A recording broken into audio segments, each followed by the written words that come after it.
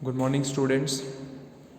In this video, we'll read our next lesson, the invention of Vita Wonk. So, invention जो है, invention का मतलब होता है डिस्कवरी या फिर खोज हिंदी के अंदर. नाउ वीटा वॉन्क क्या है जो कि हम इस चैप्टर के अंदर पढ़ने वाले हैं. What is Willy Wonka? Now before starting this chapter let us read the above paragraph first. Mr. Willy Wonka begins by inventing Wonka White, which makes people younger, but Wonka White is too strong. So some people disappear because their age becomes minus. One person actually becomes minus 87, which he means he's got to wait 87 years before he can come back. Mr. Willy Wonka must invent a new thing. Now, before this chapter यहाँ पर कुछ बताया हुआ है, एक information दी हुई है कि what this chapter is all about. ये एक Willy Wonka, mister Willy Wonka होते हैं जो क्या करते हैं कि उन्होंने शुरुआत की थी एक दवाई, उन्होंने इन्वेंट करी थी जिसका नाम था वोंका वाइट, जो कि लोगों को क्या है यंगर बनाती थी. जिस दवाई ने लोगों को यंगर बना दिया था, छोटा बना दिया था.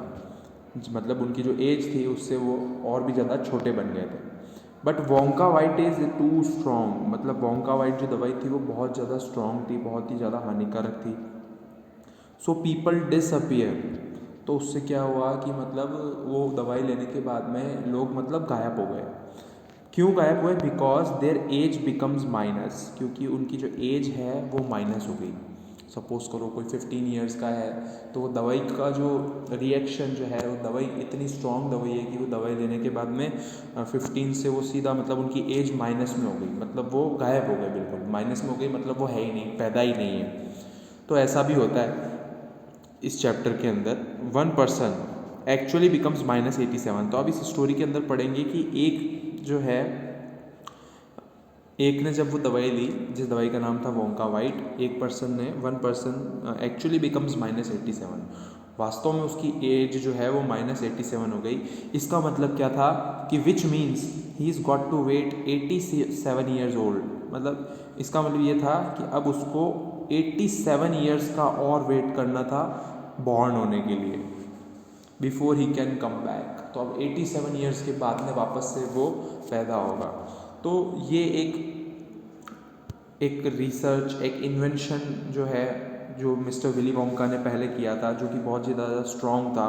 तो अब उस चीज़ को, उस गलती को, और गलती यहाँ पर क्या हो गई थी? गलती ये हो गई थी कि लोग जो है वो गायब हो गए थे, उनकी एज जो है वो माइनस में चली गई थी. तो अब ये एक बहुत ही बड़ी समस्या खड़ी हो गई थी. तो उस एज को, मतलब जो अपनी गलती को वापस सुधारने के लिए mister Willy Wonka must invent a new thing.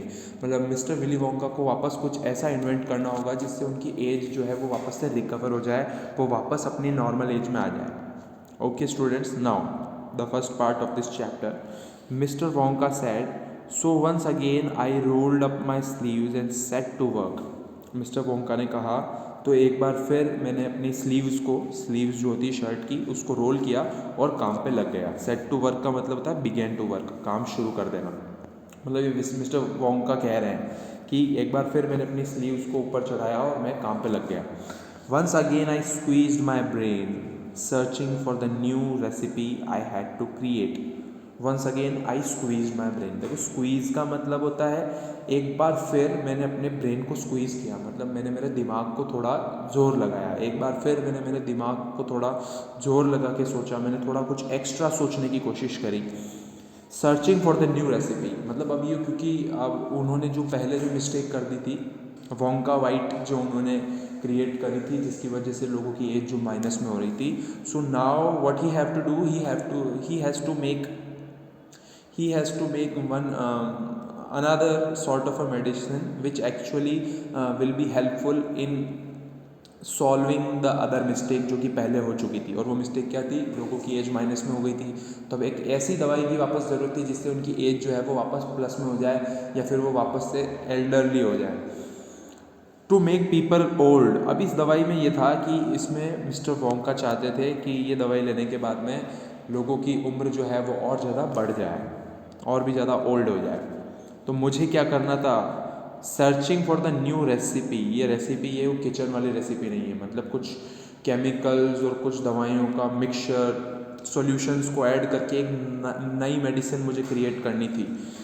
तो बेसिकली देखा जाए तो मुझे यहाँ पर क्या बनाना था, मुझे यहाँ पर एज बनानी थी। I had to create age to make people old. इसका मतलब लोगों को मुझे ओल्ड बनाना था।